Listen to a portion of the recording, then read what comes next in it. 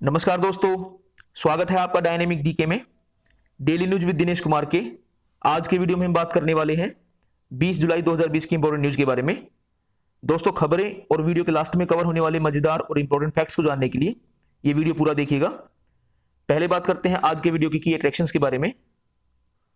हमारे आज की वीडियो में एम्स दिल्ली तथा केंद्रीय पेट्रो रसायन इंजीनियरिंग और प्रौद्योगिकी संस्थान यानी कि CIPET का जिक्र आया है, जिसे मैंने स्लाइड्स में ही ब्रीफ इंट्रोडक्शन के साथ अलग कलर में हाईलाइट कर दिया है। चलिए वीडियो शुरू करते हैं। बात करते हैं कोविड-19 पर अपडेट की। सरकार ने कहा है कि कोरोना वायरस के एक्टिव इन्फेक्शन की तुलना में स्वस्थ हुए मरीजों की संख्या बढ़कर 3,04,000 से अधिक हो गई है। देश में अब तक 6,77,423 लोग कोरोना इन्फेक्शन से ठीक हो चुके हैं और ठीक होने वाले की जो रेट है हमारे यहाँ वो 62.86% हो गई है। पिछले 24 घंटों में रिकॉर्ड 23,672 लोग ठीक हुए। देश में इस समय 3,73,379 सक्रिय मामले हैं। स्वास्थ्य और परिवार कल्याण मंत्रालय ने बताया कि पिछले 24 घंटों के दौरान कोविड-19 इन्फेक्शन के 38,902 मामले सामने आने के बाद इन्फेक्टेड लोगों की कुल संख्या 10,77,618 हो गई। अब तक 1,37,91,869 नमूनों की जांच की जा चुकी है।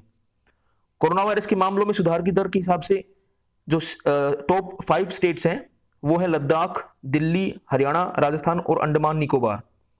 यहां पर ये जो रेट है ठीक होने की वो 73% से भी ऊपर है।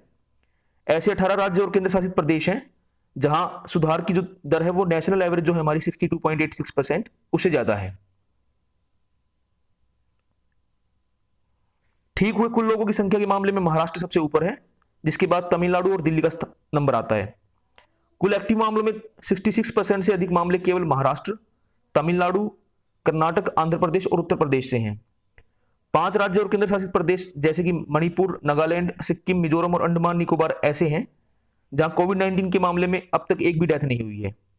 सरकार ने कहा कि देश में कोविड-19 महामारी से मरने वालों की संख्या पहली बार 2.5% से कम हो गई है। स्वास्थ्य और परिवार कल्याण मंत्री डॉक्टर हर्षवर्धन ने कल दिल्ली के एम्स में दिल्ली पुलिस के सहयोग से प्लाज्मा डोनेशन अभियान का उद्घाटन किया। इस मौके पर 26 पुलिस वालों ने प्लाज्मा डोनेट किया। डॉक्टर हर्षवर्धन ने प्लाज्मा डोनेट करने वालों को प्लाज्मा वॉरियर्स बताते हुए कहा कि प्लाज्मा दान देश में एक आंदोलन का रूप लेगा और इसके दूरगामी प्रभाव होंगे। उन्होंने कहा कि कोरोना इन्फेक्शन से स्वस्थ हो चुका कोई भी व्यक्ति महीने में 2 बार प्लाज्मा डोनेट कर सकता है और प्लाज्मा देने वाले व्यक्ति में किसी भी प्रकार की कोई समस्या नहीं आती। नेक्स्ट खबर है, केंद्र सरकार ने किसानों की आय दुगनी करने का लक्ष्य हासिल करने और किसान कल्याण को प्राथमिकता देते हुए अनेक कदम उठाए हैं, जिनमें हाल ही में किसानों के लिए 3 ऑर्डिनेंस जारी करना शामिल है। हमारी 4 जून वाली वीडियो में भी इस बात का जिक्र आया था। इन 3 ऑर्डिनेंस की बात करते हैं अभी। Farming produce trade and commerce promotion and facilitation ordinance 2020। ये पहला ऑर्डिनेंस है जिसका उद्देश्य ऐसा माहौल तैयार करना है जिससे किसान और व्यापारी अपनी पसंद से खरीद बिक्री कर सकेंगे। सेकेंड ऑर्डिनेंस जो है farmers empowerment and protection agreement on price assurance and farm services ordinance 2020। इसका उद्देश्य किसानों को जो प्रोसेसिंग इंडस्ट्रीज हैं, जो कलेक्टिव एजेंट है यानी कि संग्रहणकर्ता जो हैं, थोक व्यापारी, बड़े खुदरा कारोबारियों और निर्यातकों के समक्ष सशक्त बनाना है।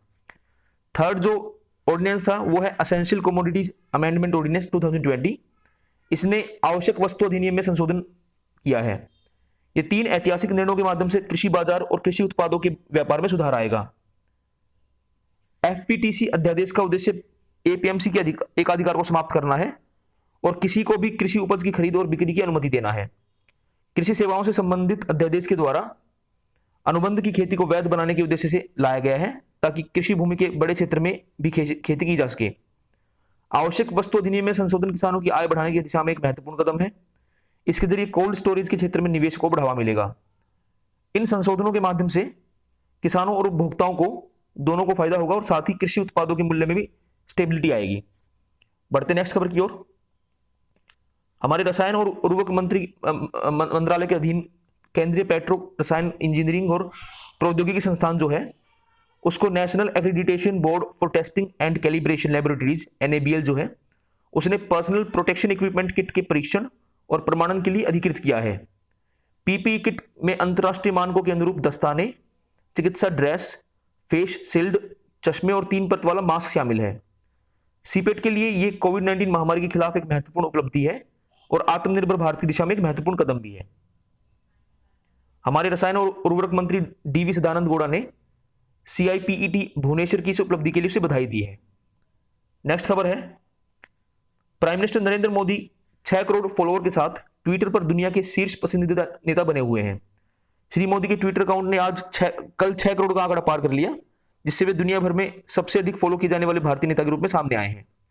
श्री मोदी पूर्व अमेरिकी राष्ट्रपति बराक ओबामा और उनके सक्सेसर डोनाल्ड ट्रंप के बाद कुछ वैश्विक नेताओं में शामिल हैं जिन्होंने अपने सोशल मीडिया अकाउंट पर फॉलोअर के मामले में 6 करोड़ का आंकड़ा पार किया है।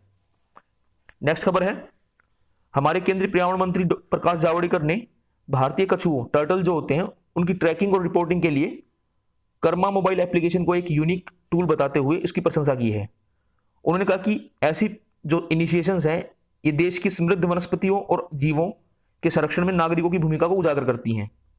इस मोबाइल एप्लीकेशन को इस साल 23 मई को वर्ल्ड टर्टल डे के मौके पर लॉन्च किया गया था तथा इसे Indian turtle conservation action network और turtle survival alliance India and wildlife conservation society India के सहयोग से विकसित किया गया है। ये देश भर में कछुओं की प्रजातियों को पहचानने हेतु डेटाबेस के साथ साथ कछुओं के नजदीकी बचाव केंद्र की लोकेशन भी प्रदान करती है। तो कर्मा ऐप जो है वो टर्टल कंजर्वेशन से संबंधित है। बढ़ते हैं आज की लास्ट खबर की ओर। इंडिया बिजनेस काउंसिल आगामी 22 जुलाई को 2020 इंडिया आइडिया समिट की मेजबानी करेगा। यह सम्मेलन भारत अमेरिका साझेदारी और वैश्वीकरण को आकार देने वाले रुझानों पर चर्चा हेतु बिजनेस और गवर्नमेंट लीडर्स को एक साथ लाती है। भारतीय प्रधानमंत्री नरेंद्र मोदी और अमेरिकी विदेश मंत्री माइक पोम्पियो जो हैं वो इसमें मुख्य वक्ता होंगे। दोस्तों, ये थी आज की खबरें। बात करते हैं आज स्टैटिक फैक्ट्स के बारे में। आज 20 जुलाई है। 20 जुलाई 1924 को डॉक्टर भीमराव अंबेडकर ने मुंबई में बहिष्कृत हितकारिणी सभा का गठन किया। एजुकेट, ऑर्गेनाइज एंड एजिटेट, ये इस सभा के मुख्य सिद्धांत थे। ये बड़े फेमस वर्ड हैं। 20 जुलाई 1948 को सिंगमैन री जो हैं वो साउथ कोरिया के पहले राष्ट्रपति चुने गए। 20 जुलाई 1955 को इजिप्ट के सेकंड राष्ट्रपति रहे गमल अब्दुल नसर ने स्वेज कैनाल जो है उसका नेशनलाइजेशन कर दिया था। इससे बाद में उस इलाके में काफ़ी टेंशन हुई थी। 20 जुलाई 1969 को 1969 को भारत के 11वें मुख्य न्यायाधीश M हिदायतुल्ला जो है वो तत्कालीन राष्ट्रपति डॉक्टर जाकिर हुसैन की डेथ के बाद तत्कालीन उपराष्ट्रपति वीवी गिरी के त्यागपत्र देने के चलते भारत के एक्टिंग प्रेसिडेंट बने थे। यहाँ पर 2 इवेंट साथ हुई। पहले तो डॉक्टर जाकिर हुसैन की डेथ हुई, उसके बाद डॉक्टर वीवी गिरी जो उस समय तत्कालीन उपराष्ट्रपति थे उन्होंने त्यागपत्र दे दिया था। और जो M हिदायतुल्ला है वो ऐसे पहले CJI यानी कि चीफ जस्टिस ऑफ इंडिया हैं जो कि एक्टिंग प्रेसिडेंट के तौर पे काम कर चुके हैं। वो 24 अगस्त 1969 तक इस पद पर रहे। उसके अलावा आज मानव इतिहास की एक बहुत मेजर इवेंट हुई थी। 20 जुलाई 1969 को अपोलो 11 जो है उसने चांद पर लैंड किया। इसमें बैठे नील आर्मस्ट्रॉन्ग और बज एल्ड्रिन जो है वो चांद पर कदम रखने वाले पहले व्यक्ति बने। इस मिशन में उनके साथ माइकल कॉलिंस भी थे, किंतु उन्होंने चांद की सतह पर कदम नहीं रखा, बल्कि वे लूनर मॉड्यूल जो है उसके भीतर ही रहे। 20 जुलाई 1976 को अमेरिकी स्पेसक्राफ्ट वाइकिंग फर्स्ट ने मंगल ग्रह पर लैंड किया और यह मंगल ग्रह पर सफलतापूर्वक लैंड करने वाला पहला अमेरिकी स्पेसक्राफ्ट बना। 20 जुलाई 1989 को म्यांमार सरकार में लोकतंत्र समर्थक नेता जो हैं आंग सान सू की, उनको पहली बार हाउस अरेस्ट किया था। उन्होंने साल 2010 तक लगभग 15 साल नजरबंदी में गुजारे। 20 जुलाई 1919 को पहली बार माउंट एवरेस्ट को फतह करने वाले एडमंड हिलेरी जो है उनका जन्म न्यूजीलैंड में हुआ। इन्होंने तेंजिंग नोर्गे के साथ पहली बार माउंट एवरेस्ट पर चढ़ने में सफलता पाई थी। 20 जुलाई 1973 को famous action film star Bruce Lee जो है उनकी डेथ 32 साल की आयु में हुई। 20 जुलाई को वर्ल्ड चेस डे मनाया जाता है। 12 दिसंबर 2019 को जनरल असेंबली जो है यूनाइटेड नेशंस की, उसने साल 1924 में पेरिस में इंटरनेशनल चेस फेडरेशन की स्थापना की यादगार में 20 जुलाई को वर्ल्ड चेस डे डिक्लेयर किया था। इसकी इस साल की थीम है teach someone how to play chess. दोस्तों, ये थी आज की खबरें। मुझे उम्मीद है कि आपको ये वीडियो पसंद आया होगा। इसे लाइक कर दीजिएगा। अगर आप मेरे चैनल पर नए हैं तो please subscribe to my channel, share this video with all your friends and don't forget to press the bell icon. Thank you दोस्तों, बाय।